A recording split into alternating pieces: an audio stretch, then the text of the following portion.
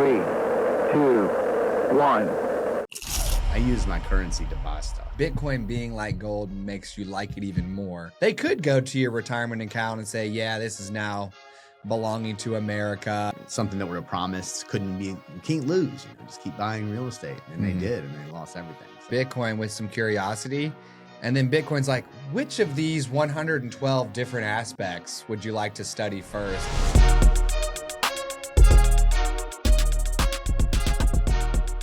Welcome to Sat Chats, the Bitcoin podcast, where we chat about sats. Sats are the smallest part of a Bitcoin, the same way pennies are the smallest part of a dollar, at least for now. With Sat Chats, we are building the world's biggest Bitcoin welcome center to serve as your gateway to generational wealth. So if you are brand new to Bitcoin, we want to chat about sats with you for real. Okay, we don't bite. So head to satchats.com. Grab your slot in the studio today. I'm your host, Stuart. And I'm your co-host, Anna Bevan. And with us in the actual studio is 148 Blake. We love people in the actual studio. You know what I mean? The younger generation, they talk about how it's a vibe. I think we also said that. The millennials? Yeah. Did not say anything about things being a vibe. Are you serious? Blake, back me up on this, dude. Did you ever use the word vibe one time? Never. Not a single freaking time. Oh, so I totally did. Whatevs, okay? That one we did say. Blake, why don't you introduce yourself to our satillionaires here, and then we'll jump in with you. I'm Blake. I live here in Raleigh. I have 2 children and a wonderful wife, Jack, Ellie, and Lauren, who I love very much. Hello, guys. I'm an attorney by trade, working mostly in the financial industry, bankruptcy, distressed assets, that kind of thing.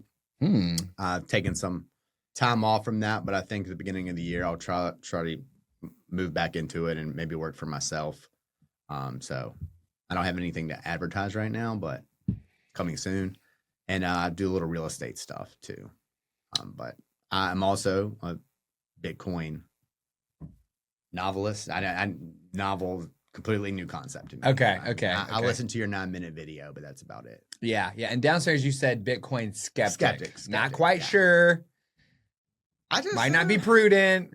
My opinion, I watched your 9-minute video and I thought everything that you said that was positive about Bitcoin could also be flipped as a negative. Straight lawyer mode over here. I know. A man of many talents. Homie's debating my short stack on what is Bitcoin. I've seen a lot of people get ruined by like going all in on an idea. Like, when, 2011, 10s when real estate blew up. Yeah. People lost everything on something that were promised can't lose, just keep buying real estate. And they did, and they lost everything. So. Well, not to lawyer you, but there was a time when Russia went all in on the smallpox vaccine. Kind of worked out. Yeah, sure. I'm just a naysay. I'm a lawyer by trade, a pessimist from birth. Well, I guess let's jump right into it then, Blake. What is keeping you from stacking your first sats? Well, before yesterday, it would be that I didn't know what sats meant. So I had to look up. I thought you guys just picked a random name, Sat Chats. I was like, it's odd. Dude, and early on too in our like YouTube history, if you try to search for us, just like more popular videos about SAT prep courses would come up instead. I was like, dog, we got a little ways to go on this. Exactly. But we are going to do a play on that later. That would be great. In something in SAT our future. prep. Hey, Exactly. That would be cool. Like that would be sat cool. prep? Yeah. Now that means that something else has changed since yesterday. Because yesterday you would have said, well, I don't know anything about it. But today, what's going on? Today, I listened to your 9-minute thing, and I thought, wow, if they have a show about this, that, I don't know, Stuart, he's a character, but he's also relatively intelligent. And if he's going to make a show about something and fill so many hours with it, I didn't want to learn enough to come in here and sound ignorant, but I also just wanted to kind of understand what you guys are doing. So I have a general understanding of Bitcoin and what it is from your video. I know that the original cryptocurrency, it's not regulated or associated with any government. It's internet based. So those are primarily, and you said there's 21 million that was like my first question is like how do we know that there's not going to be more than 21 million? And if there's no government,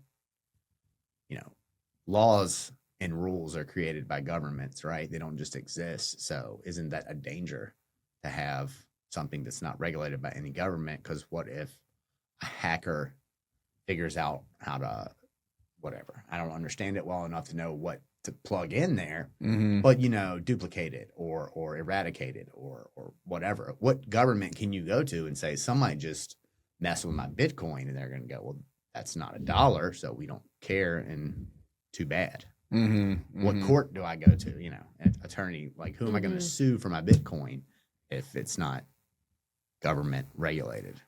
And also, I believe Chris said in the 9-minute, hey Chris, in the 9-minute short video that there's not going to be any more made, so that the value is going to have to go up. I'm pretty sure I heard that it was worth $100,000 a Bitcoin at one point. Oh yeah. It's been above a hundo most of the year. Currently, well, it's at 91 though, so it went down $9,000. Yeah, so actually, it went down. It can go down. It can down. Go down. Yeah, it can go down. I mean, it's down from a high of 125,000. See, that's what I mean. So I kind of view it like gold or like an investment more than I do a currency. You know what I mean? I use my currency to buy stuff. Right. If I want to invest in Bitcoin with the intention of leaving it there and coming back to it later, I mean, I think I had the same issues that I was just talking about, but I like to take risk and diversify assets and whatnot. Also saw a show where somebody had like $7 million of Bitcoin just on a thumb drive. Totes. And that was like, whoa. Like, so if I just jacked this dude and took his thumb drive, then so that's it can be just passed around still. Totally. I mean, if that's how you want to live your life, we actually had a guy on the show, the maniac with no knees, Tyler, who at one point in his life had a USB key around his neck with $300,000 worth of cryptocurrencies on it. Not Bitcoin. It was other crypto. But it was kind of like a Jesus piece, where like you put that wealth around your neck, but his was just on a key. Now, technically, that key would need to be something that you could take. It would need to be something that you could plug in and start working with immediately versus, for example, a USB key that might be password protected or encrypted. So, but if somebody came, what if you lost it though? Yeah.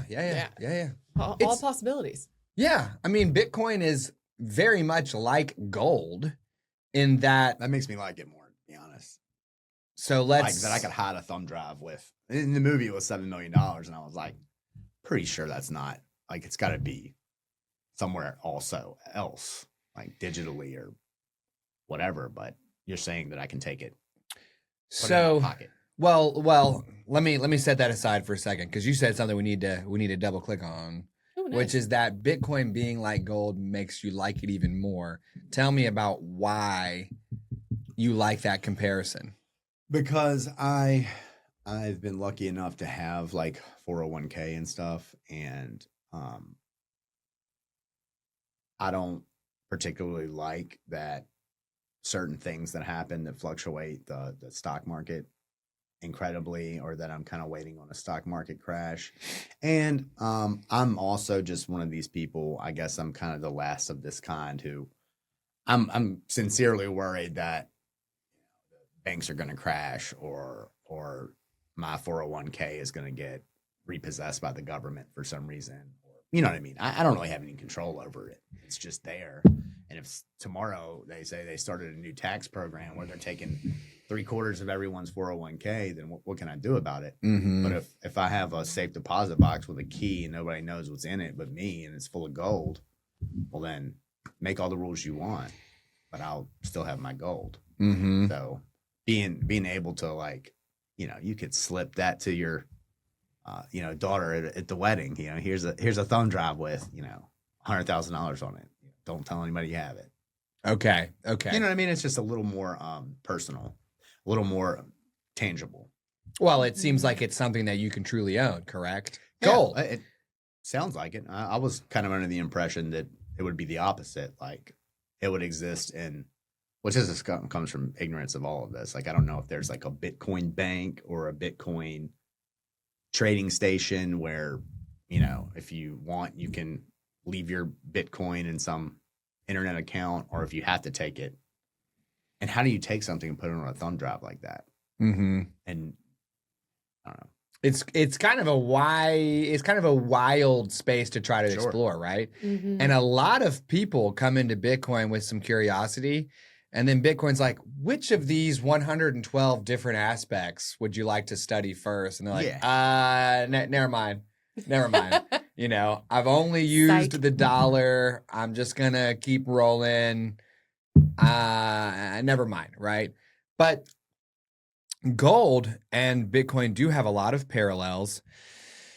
It sounds like one thing that you like about gold is that if you own that gold, you do in fact own that gold. I mean, the government could in fact confiscate whatever it likes from you, especially if it's stored online somewhere, right? I mean, they could come to your bank account and be like, nah, let me get that. They could come to your 401k. I'm going to go ahead and need that. And actually, there was a moment in American history where a president made it unlawful to hoard gold. Are you familiar with that moment in history? Yeah. So what happens if an FDR-like president is trying to paper over all of the government's spending by grabbing wealth from the citizens and issuing them some paper that's getting more and more worthless in exchange? If we get to another one of those moments in American history, they could go to your retirement account and say, yeah, this is now belonging to America. Your money in the bank account. Maybe if you have like a stock broker, whatever, right? Because you have to sign into everything these days. You got to tell them what your name is, what your address is. We were just doing a short stack the other day about the access economy, where it's like we all pay for access to stuff that we have access to, so long as we continue to pay to have access for it. Sure. I mean, I've probably paid thousands of dollars to not own a single piece of content on Netflix. Yep. Same with Amazon. Now you read the little purchase disclaimer. You're purchasing a license to access this information so long as Amazon continues to own it and you continue to have access to Amazon. Wait, so that's where my freaking copy of Coraline went, dude. I bought a copy of Coraline on Amazon Prime last year around Hallowed Even. It ain't there anymore. Yeah, I was very upset about it because, I mean, they're got to be making a killing, because I was trying to watch Karate Kid 2 with my son the other day and I had to pay like $17 for it. I'm like, that movie's like 100 years old. It should be like $199, but none of them It should be free 99. Yeah. It's crazy. Well, now, we answered that problem, or like solved that problem. Answered the question about Coraline. That's nice. That is to get down to the bottom of that. Yeah. So one thing you could do is get physical cash and put it underneath your mattress, right? Because they can't pull that out unless they come find you, determine that you have it underneath your mattress, and come get it. But it's not buying you as much as it used to, right? Sure. So it's not a good store of value. It's a no interest savings plan, that depreciation plan. Yeah. It's gonna be worth less over time generally. It's a great way to get poor slowly. Sure. So then you're like, well, what can I turn to? I mean, if I turn to land ownership, they could not only confiscate it from me, they could just be like, you know what, we're not going to confiscate from you, but we are going to put a highway on top of it. Or, if you own 10 acres that's worth $500,000, you're going to pay $18,000 a year in property taxes. So it's not free to own. Yes. Right. Right. And some of those can get substantial. Like it can get very burdensome on owners. But if you have some gold coins in a safety deposit box inside a bank, what tax do you pay on that gold? Just the amount that you have to pay to keep the box open every year. Right. And technically, if you had a storage solution that you had trusted outside of the bank, I don't have a secure enough safe that I feel comfortable with to I mean, everybody says they have a burglar-proof safe, but by the way, I don't have any gold in my house. It's all in the bank. But yeah, I agree with that completely. And the same thing with money, right? I mean, if somebody breaks in, takes your money, or your house catches fire or whatever, I don't really want to be worried about going in to save my financial assets, rather than my dog. I gotcha. You know? But to Gold's point, if you own it, you do in fact own it, and you own it by saying, "Look, I literally have access to this. I'm the one that can access this gold. It's in my hand. It's mine." Now, if somebody else, if you said, "Okay, now this gold coin here, I'm going to give it to you in exchange for something," then that person then has that gold. It's over. That's the entire transaction from me directly to you. Yep. You own it because you literally have it yourself. You don't have to pay any taxes on it. It can't be confiscated digitally, at least. They would have to come and find you. And of course, they're going to go somewhere else, somewhere bigger, long before they ever get to you, right? Sure. Since you literally own that gold, you can literally lose that gold. If you're on a ship and that sucker falls overboard, that's it. If somebody takes your credit card, buys $10, $50 gift cards from Walmart before your credit card knows what's up, they put a stop to that. The person gets away with $500 in gift cards, but they put $500 back into your account from where? So you have all of these safety rails in the traditional financial system, Sure. but that comes at the expense of what you're using just getting worse and worse and worse. It's decaying. Sure. But the gold says, hey, you can actually owe me, but that comes with some responsibility. And if this falls overboard, that's it for you. If somebody comes in and takes it, you can't say, hey, that's my gold. It doesn't have your name on it, right? But what does gold do that the dollar does not do that made you decide that you wanted to get some? Mostly it's just through my work, I came to a more clear understanding of what banks do. And most people think they put their money in the bank and the bank holds it. If you think that that's what happens and you have like a substantial amount of money in the bank, go in there and tell them you want to take it out and see what happens. That's not the way it works. So when I give a bank, let's just say $100,000, they take it, they put that on their balance sheet. This is the deposits that are at their bank. And what I have when I look at my bank account is a promise that Truist Bank is going to pay me back. They owe me $100,000. But my money is not, that's not in a safe back there. My dollar goes and it's gone. Most of it's all transactional anyway. And we've seen the government bail out banks before, and they all are arguably insured by FDIC, and that covers you up to $250,000. But what happens when all the banks fail at the same time? Is the government going to pay? Like, is the FDIC going to be able to pay all that money? Like, nobody knows. So I got into kind of I would say COVID probably helped progress me as kind of a end of days thinker, and was like, what if this all goes down? I can't imagine the devastation of working your life and saving money and then somebody being like, you don't got it. Yeah. But that was possible. And people can say what they want to say and believe what they want to believe, but it is possible. And in that scenario, most likely what would, our society would degenerate back to gold and silver, precious metal type of currency. And so having that would at least give me a leg in that direction.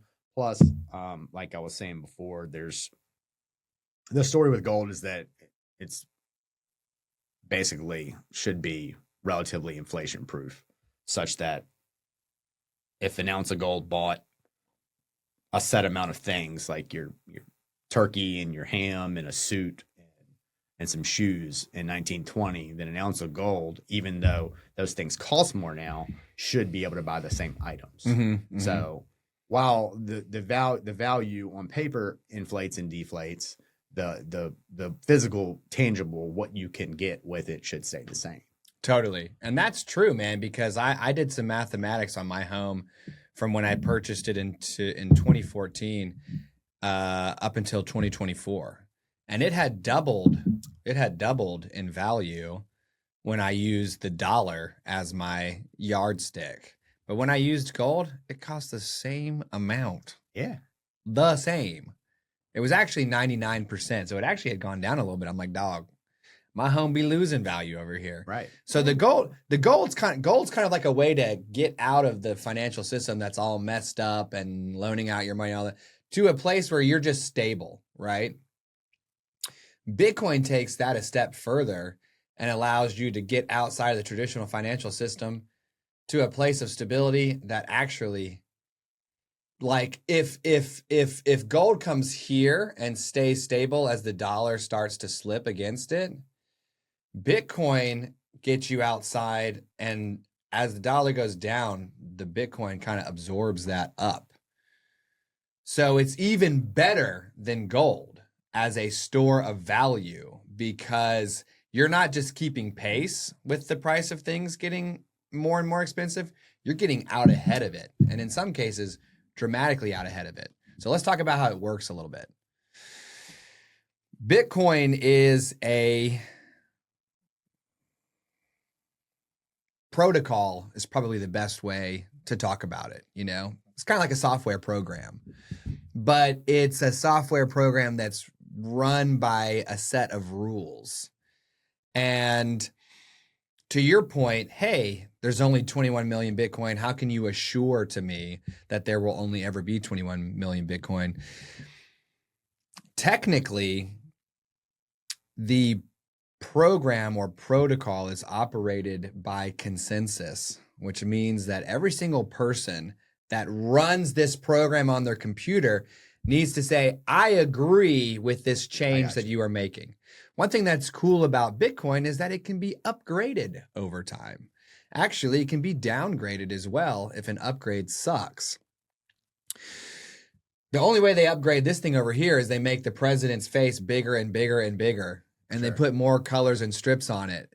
Come on, dude. Gold, there's no way to upgrade it. It literally is a thing. It's a thing. So you could technically have a situation where Bitcoin says, hey, now we want there to be 42 million Bitcoin. But every single person in the entire network. Who is that, though? Who's every single person? Bitcoin says that they want it to be 42 million. Who's Bitcoin? Bitcoin is every single person that operates a computer. Yeah. Okay. So there are people like me that operate inside the Bitcoin network because I'm like, hey, here's my Bitcoin. Now I'm going to give my Bitcoin to you. I transact inside there. But there are other people who pull up their laptop, they download a little program, they run it, and now they are a node. They run Bitcoin the same way you used to be able to. You probably still can. You could download this program that would give your spare computer power to this giant collective that was searching for life in outer space. You remember that? Sure. It might still be a thing you can do. What? I don't remember that. I'm saying sure. Like, I understand. My cousin Winchester was going hard on this when he was a teenager. You would download a program, and then when you weren't using your computer, it would send your unused processing power to this institute that was trying to process data from outer space to see if there's any life out there. So is that a real thing? It's a real thing. For real? Yeah, it was called like SEMA or SEPA or something like that. Are you sure that your cousin Winchester's an interesting name. You sure he wasn't just telling little cousin Stuart some made up story about? Number one, he's younger than me. Oh, okay. Number two, my Aunt Gail, she was kind of computer-ish as well. So they were into it. Oh, interesting. Somebody in the comments find it for me, put it there so that Blake and Anna Bevan can see what I'm talking about. Effectively, what you're doing is you're joining a collective of computing power that says, okay, guys, what we're going to do with our computers is we're going to track every single transaction that's ever occurred from the beginning of all Bitcoin time. So you run this program, you put some computing power toward Bitcoin, you solve this little puzzle, and as a result of the puzzle, you generate some Bitcoin. Now we have some Bitcoin in the network. I'm going to send some Bitcoin to you. You're going to send some Bitcoin to him. He's going to send some Bitcoin to her. we're going to every single computer is going to record that. We're going to collect it into a block. And once every 10 minutes, we're going to add it to the blockchain. It's almost like a great big spreadsheet in the sky, only it's a copy of the entire spreadsheet on every single computer in the world, spread out over the globe, that is doing this as a team. So unlike yesterday, when we had Cloudflare issues that led to people having problems accessing websites, and in some cases, cryptocurrencies like Ethereum and Solana that are all concentrated in one area, Bitcoin is spread out. Bitcoin is spread out across 24,000 computers around the whole world. And every single one of them is saying, I see you sending this Bitcoin over here, which means you don't have it anymore. So you can't send it over here because you've already sent it over here. There's no funny business. So Bitcoin is like a unit of money that exists inside a trust network that every person is watching so that there can't be any funny business. If every single person is like, you know what? I really like this idea of doing this one thing to make Bitcoin better.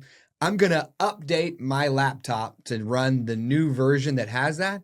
Then over time, that becomes the upgrade. But if someone's like, you know what, guys? I think I can fix Bitcoin if we double the amount of Bitcoin. You're going to get one node out of 24,000 that's like, there's 42 million Bitcoin and 23,999 nodes are like, no, there isn't. Stop playing. However many thousand would agree to would be to everybody's mutual benefit if it was to change in any way. Think about how easy it would be. And you said it yourself, how easy it would be for the government to change its mind on how the rules work and then come and take your stuff as a result. That's only one entity that needs to make a choice. Sure. For the same to be true about Bitcoin, more than half of the 24,000 some odd would have to be like, yeah, we're down. And they would have to continue to want it to be that way as well. That's a whole lot harder. So listening to you talk about like how you're a skeptic, how originally you said you didn't like that Bitcoin didn't really have a government. Like no one really ran it. You couldn't really like go to somebody and say like, hey, somebody wronged me. Sure. You couldn't really sue in it. But then you proceeded to outline all the things you dislike that government does. Sure. So having listened to Stuart explain how Bitcoin can be trusted because you don't have to trust it, how does that make you feel? It makes sense. I think that any type of collective, mutually beneficial, like if everybody has the same stake in something, you're generally not going to be concerned about anybody harming it because everybody has the same interest, right? It's just like you don't need to worry about like the people that have the money trying to screw it up for everybody else because then that screws it up for them. You know? Mm-hmm. I understand that concept. My concern then would be like you mentioned, it's like there's this software program and we see all the time when one thing that I dealt with a lot working was people's identities getting stolen, and software being hacked. And, you know, I know these words like software being hacked, but I don't really even know what that means. Uh-huh. So when you're telling me there's a software program it's accessible by 24,000 people, my concern then would be like, I have no way if they're like Bitcoin got hacked. First, I don't really know what that means. Mm-hmm. And second, I would have no idea what to do about it. And then if I couldn't go to, you know, whatever, the treasury or someone to say somebody needs to do something about this, like, and I'm sure this is something that the people that are involved in Bitcoin all consider and have either made peace with or it's been addressed in some way. But, you know, that's kind of the second part of that concern. It's just, you know, if it's so freely accessible to everybody and it's only based on this agreement, what happens when an outsider comes in who's not playing by the agreement? You know, how is it safe in that, you know, the same way acknowledging the same way that my bank account, in my opinion, is not safe. Mm-hmm. I'm not saying it's any worse or better. I'm just saying like, that's why I went to the gold was because I didn't want to wake up to zeros and have them go, we don't know where your money went. Definitely. We don't even know you. We don't know what you're talking about. Okay. So we've already established that if you are skeptical of the government's overreaches, then you should move into a different form of money, such as gold or even better, Bitcoin. But now it's like, well, if it's just available for anyone to download, companies get hacked all the time. Software is made to do what it shouldn't do. Like, what happens if Bitcoin gets hacked? Well, let's think about Umstead Park for a second. Here in Raleigh, down Glenwood. Have you ever been to Umstead Park? Yes. It's a public park, correct? Yep. So you can go to Umstead Park whenever you like, except for when it closes after dusk. So bad example, but let's just imagine it's open around the clock, okay? Yeah. Let's imagine that Umstead Park, we'll make a couple of changes here. It's just like it is today, only you can go there whenever you want, all right? Now, I can choose this trail, I can choose that trail, I can sit at this picnic table, I can go into the bathroom. There aren't any restricted areas of the park because it is public. And most people, when I go there, I stick to the trails. But technically, if I wanted, I could go trampling off into the underbrush. Sure. So would anyone in their life go to Umstead Park, hit the trail and say, I'm hacking into this park? No, because you're allowed to be there anyways. What are you talking about? You can't hack into something that you're allowed to be anywhere inside at any point in time. Bitcoin is a free and open source software, which means you can open it up and go anywhere you want in there. Unlike proprietary software from Apple or Google that is worth hacking into because there's some secrets in there, or there's some money to be stolen, or there's some data, you can go anywhere you want inside Bitcoin, right?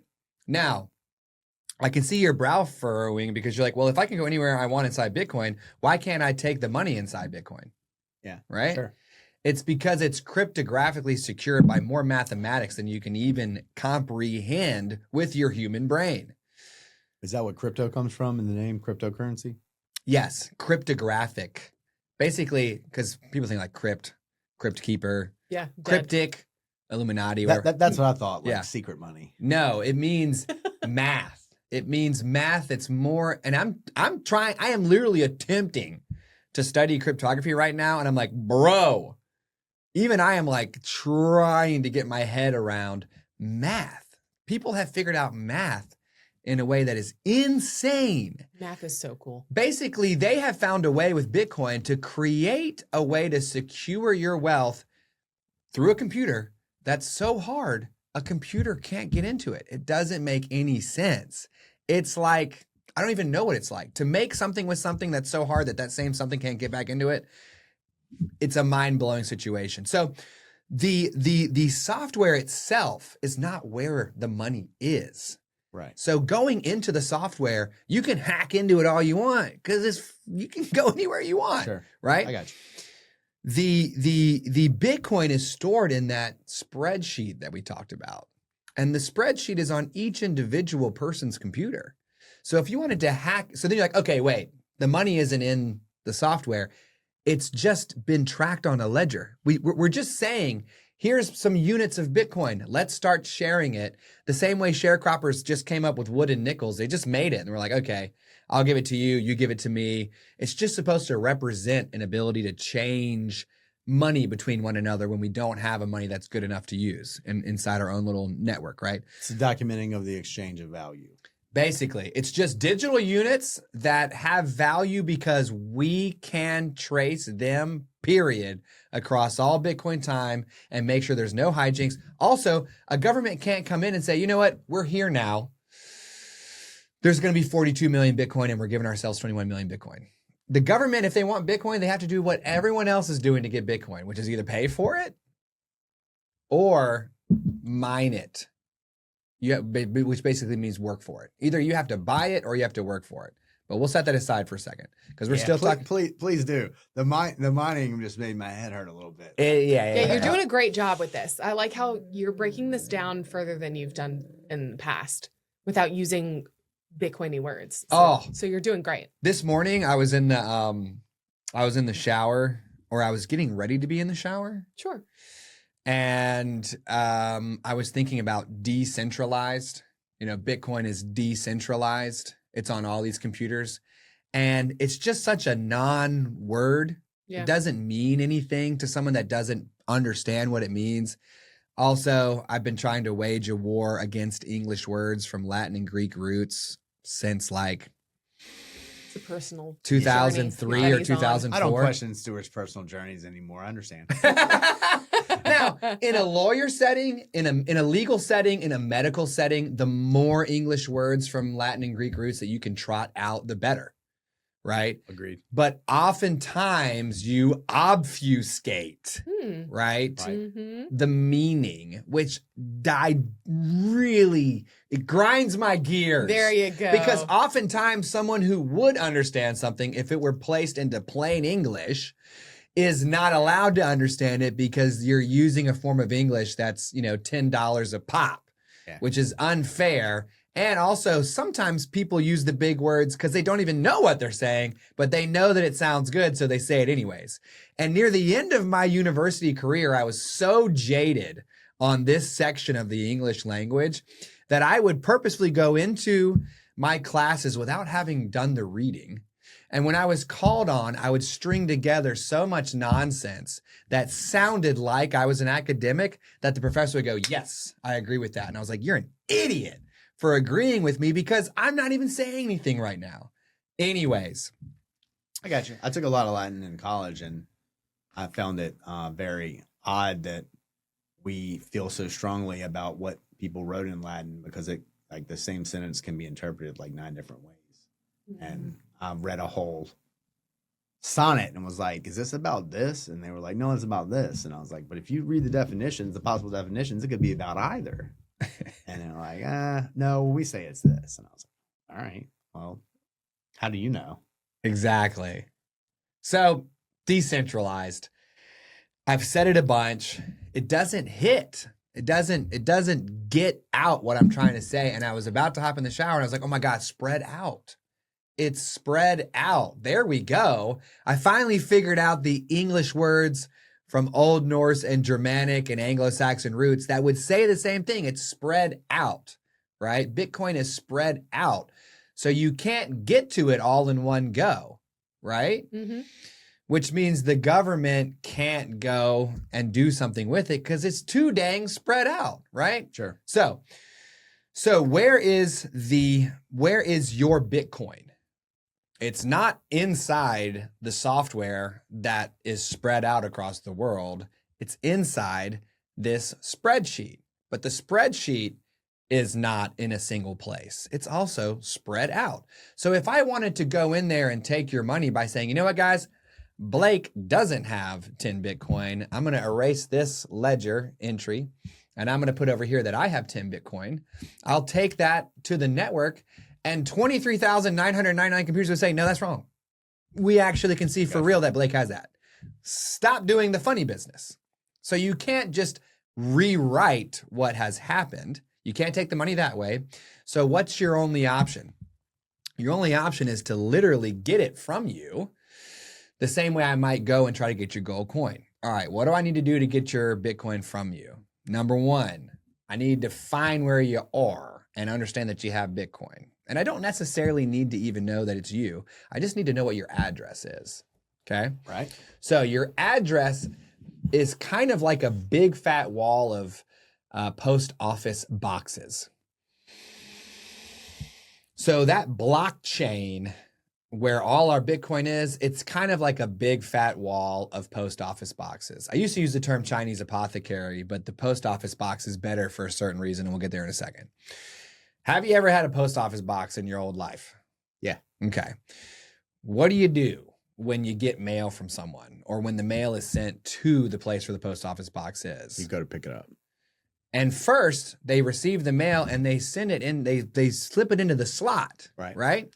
Now, any old person can put some mail into that slot, correct? Correct. Who's the only person that can open the box? The person that has the key. The person that has the key, right? You. Bitcoin works the same way. If I send you some Bitcoin, I'm gonna announce see all these transactions coming through. Look, 20, 50, 100, 200, 5K, 1.4 million, 1.7 billion. Dang, where's Simple Steve at? $1.7 billion. I'm gonna say, listen, hey guys, instead of saying, all right, what I'm gonna do is I'm gonna get out my Venmo, I'm gonna put in your address, and I'm gonna send you the money, and then Venmo goes, okay, we will go ahead and contact your bank. Your bank will send us the money, and then we'll send you. We'll get the information from, and then we'll go to his bank, and then and there's like 9 steps there, right? Right. You just announce, which is basically like all of these third parties, all these intermediaries, you just announce to the network, hey guys, I've got some Bitcoin. It's in this post office box. I'm going to open it with my key. I'm going to pull out some Bitcoin. I'm going to go to where Blake's box is. I'm going to slot it in there, guys. That's what I'd like to do. Sound good? The computers will say, okay, well, hang on one second. Before we get it. We hear you. Like all these gray dots that are waiting to be processed. Like, okay, hang on. Let's check our spreadsheet. We're going to go all the way back to 2009 so that we can verify that Bitcoin exists and that you're the one who has it. And once we do that, we'll make sure we get it over to Blake, and then we'll record that Blake has it now, and now we're good to go, right? So you move money that way, and so the money is in the post office box. And so to get into the post office box, you need the key. Now, what's the key? Because you're like, how can I put it on a USB key, right? You're not putting Bitcoin on the USB key. Nobody puts Bitcoin anywhere. Bitcoin is only in one spot, and it's a big fat wall of post office boxes. It never goes anywhere. It only goes in between the boxes. Okay. And then there's new stuff added when they mine. But again, we said that was too mind-blowing. We'll get to that when you come back on in 9 months. All right. Now, I need Blake's key because I can go anywhere I want in the software, just like a Umstead Park. I can do whatever I want to the spreadsheet, and everybody's going to laugh at me and tell me I'm wrong, so that won't work. So I need Blake's key. Where is Blake's key? Hopefully Blake's key is somewhere safe, right? Your key these days is 12 words in a row. Gnarly. Like a password with 12 words in a row? It's basically a password that is actually a gigantic string of numbers that we cannot even start. It's like binary? Basically, yes. Yeah. But to the 256th power. Yeah, I got you. So basically, these dudes, people that have been working on Bitcoin because they see it's the money of the future, have said, guys, it used to be hard. Like your key used to literally be a file on your computer, and that's where you get headlines of people losing their Bitcoin in a junkyard because they threw away their computer on accident, and the file was on there. And they're like, if I don't find that computer and boot it up, I can't get that file, and I can't access my Bitcoin, and their Bitcoin's gone, right? And we actually had number 27 Adam throw away a laptop with 400 Bitcoin on it. And I'm sorry, technically, he threw away a laptop with an old style of file on the laptop that would unlock his post office box with 400 Bitcoin on it. He threw that away. So he'll never get to that Bitcoin again. So what happens to that Bitcoin in the Bitcoin post office box? It stays there forever. Stays there. Stays there forever. Just like Rose throwing that jewel to the bottom of the floor and the Titanic. Nice. It's just going to be there forever, dude. Now, I'm getting into a frenzy here. I need to hang on to this thread. The key is today much easier to deal with. It's 12 words in a row. Now, you might operate on a smartphone wallet. You might operate, don't get distracted, Blake. This is Zara. She comes in and she lets me know I'm getting too wild with my gesticulations. These days, you can have a wallet on your smartphone. You can have a wallet on your desktop. You can have a wallet in a little, hardware wallet that is neither a smartphone nor a desktop, okay? But to get in there, you need your seed phrase, which is 12 words in a row. That's your key.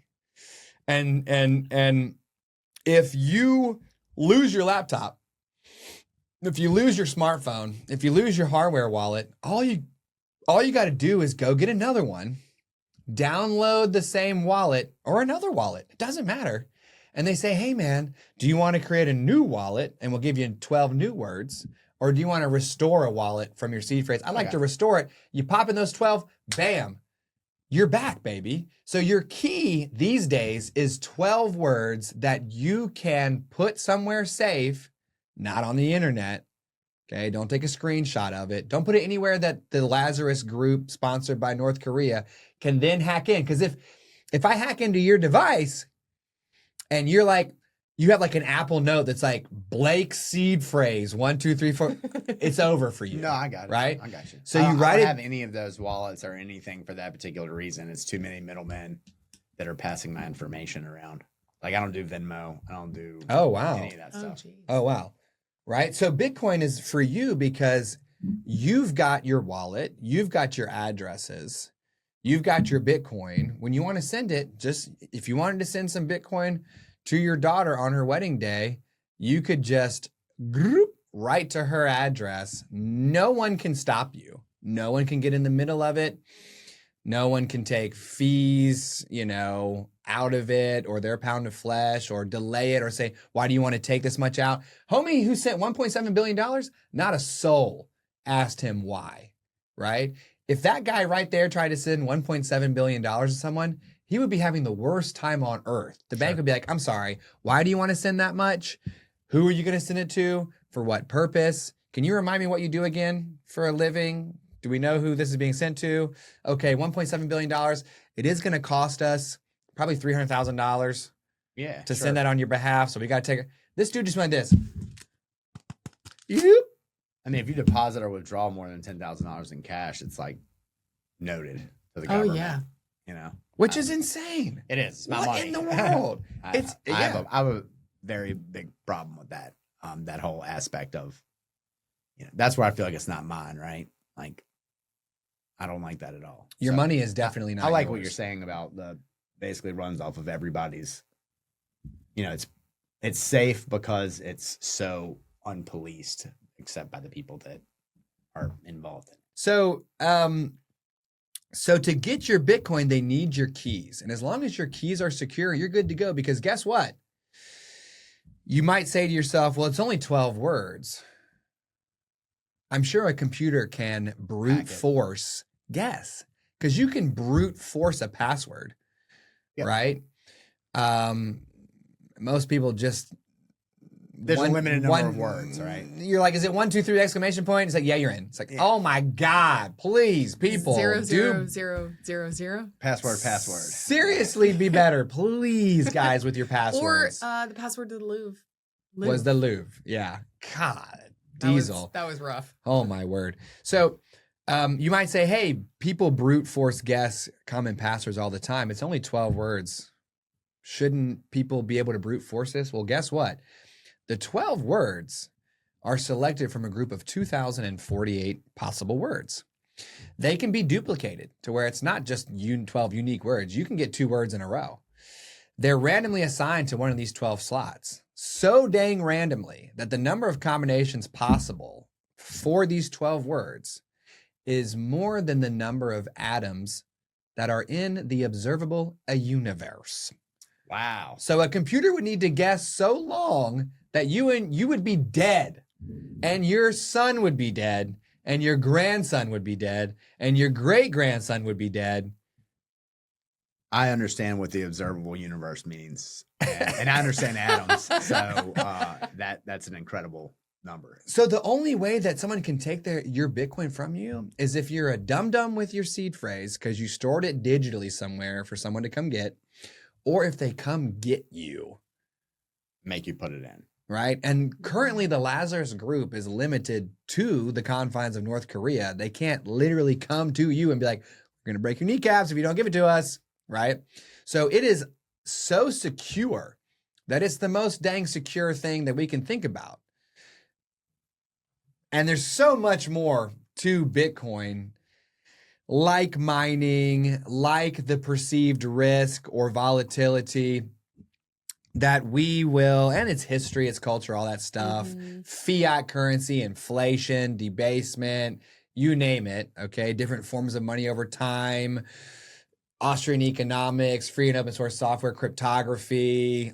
There's so much to Bitcoin, right, that we will never be able to fit it into a single chat about sats. So we do ask all of our guests if they would be willing to come back on in 9 months. Sure. To give us he's good. We're good. We don't even need to give. Yeah, you That's got it. great. Sold. I've enjoyed this. Happy to do it again. Yeah. Let me do a quick check in on your feelings. How do you feel after having had this chat? I think I feel better about it. I would be more willing to use it as a source of diversifying, assets. Because like I said, I'm kind of a doomsday kind of guy, and this sounds like under certain doomsday scenarios, it would certainly be a possibility for like the next world currency. And I like the idea of I keep my 12 words, I keep my money, and nobody even has to know that I have it. Yep. Think about if your 12 words were right here. Yeah. No, Can you imagine securing generational wealth with your mind? Yeah. Bro. That's what I mean. Or like you just buy it and never talk about it again and just keep my words, get them tattooed on the bottom of my feet or something. Yeah, definitely not that. I feel like that one's not Better to the memorize best. or to write down and store or stamp into titanium and store. Right. 2 things while you get this Ithaca hummus ready for us.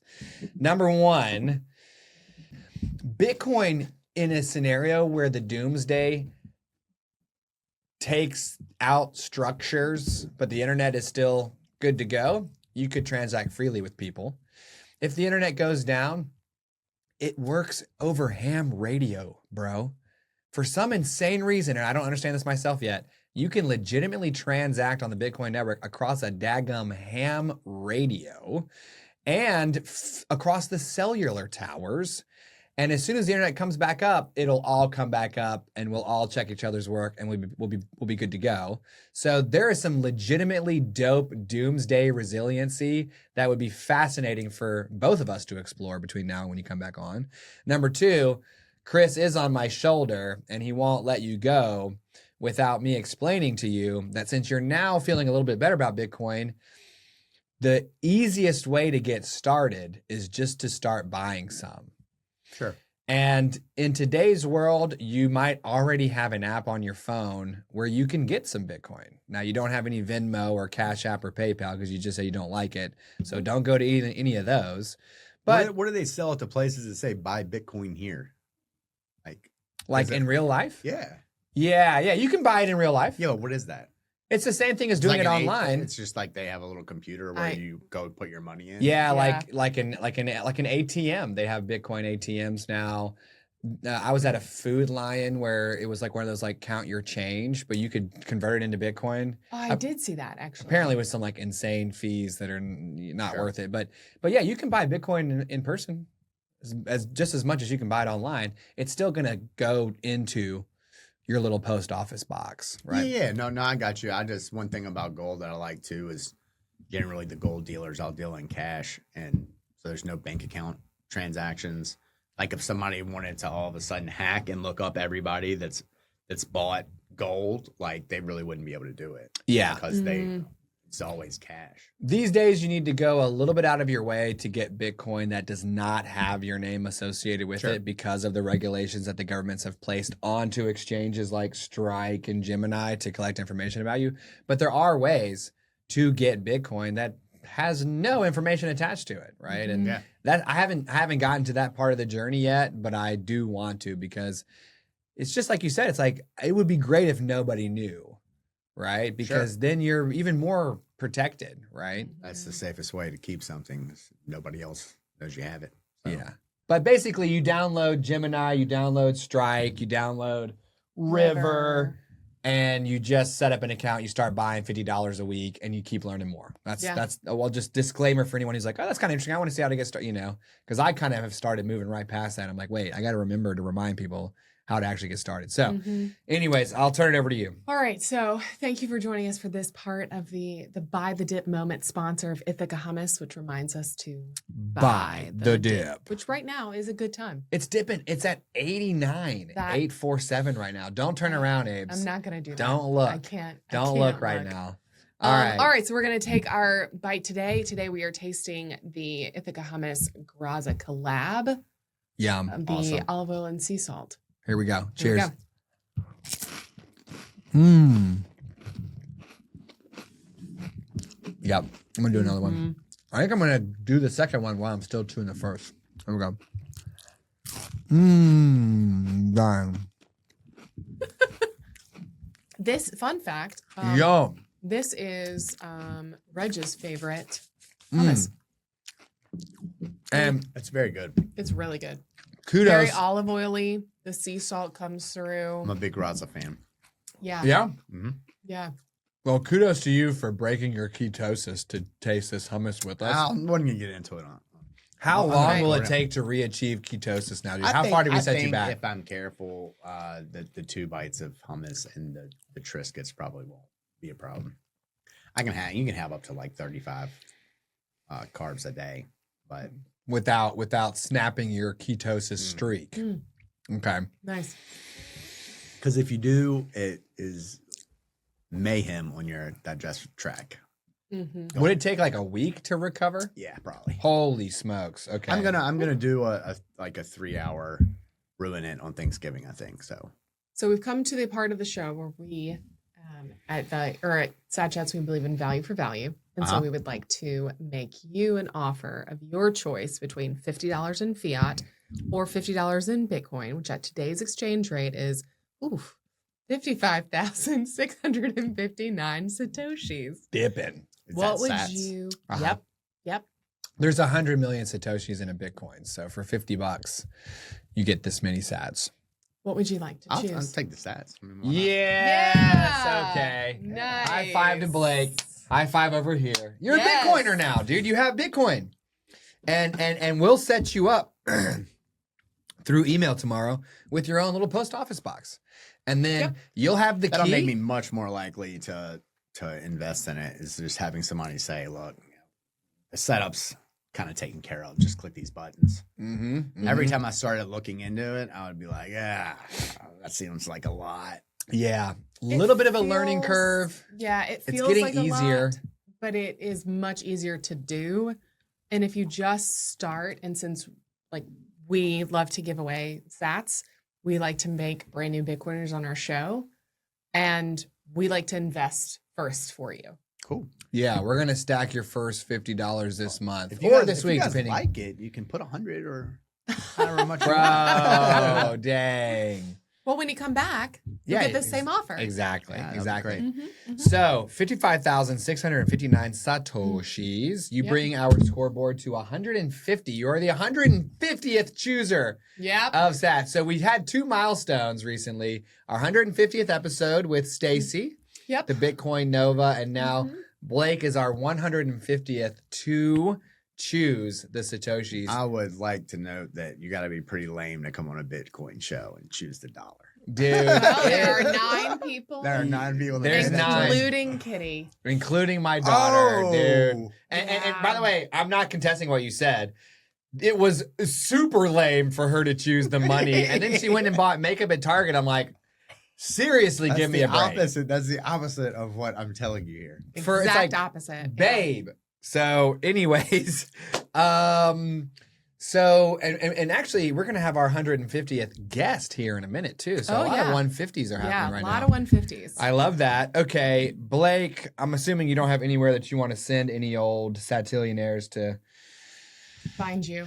interact with you online or Not really. yeah, nah, Not we're really. good. We're good. This is also Hey, yours. In 9 months, I probably will. Yeah. Okay, great. In 9 months Great. we'll shill the Yeah, yeah. I'll probably be throwing out some Ooh. swag. Yeah, exactly. I like love that. Swag. We'll take the swag. Speaking of swag, this pack of Bitcoin trading cards belongs to you as well. So that tub of hummus is yours. Don't eat any more, but maybe your wife and kids want to have Wife some. loves hummus. Okay. So we'll package that up. This is from number 83, Aladdin. It's some trading cards that break down some of the concepts of Bitcoin into smaller pieces. Yeah. And you can read about them and look at the artwork. So Well, Satillionaires, if you have enjoyed today's show, please hit subscribe at your chance to win 2 million Satoshis when we get to 10,000 subscribers. Help us do so before Christmas. That would be fantastic. Please and thank you. And real quick, not to cut you off, Abes, but we are about to publish some collaborations with other Bitcoiners that have enormous YouTube channels. And the minute they see these videos, they're going to subscribe and it's going to run us up to 10,000 immediately. You do not want to be left out of the 2 million sats giveaway. So if you've been lurking and listening, literally just do it now because it looks like you have a lot of time. As of early December, frankly, you might not. That's all I'm going to say. Thank you, Stuart, for that lovely PSA. So if you would like to find out more ways to support, to sponsor, and even join us in the studio virtually or in person, do so in our show notes. And Sat Chats is for educational purposes only and should not be construed as financial advice, and our guest views are their own. Until next time, keep stacking them sats. Stack them sats. Bye-bye.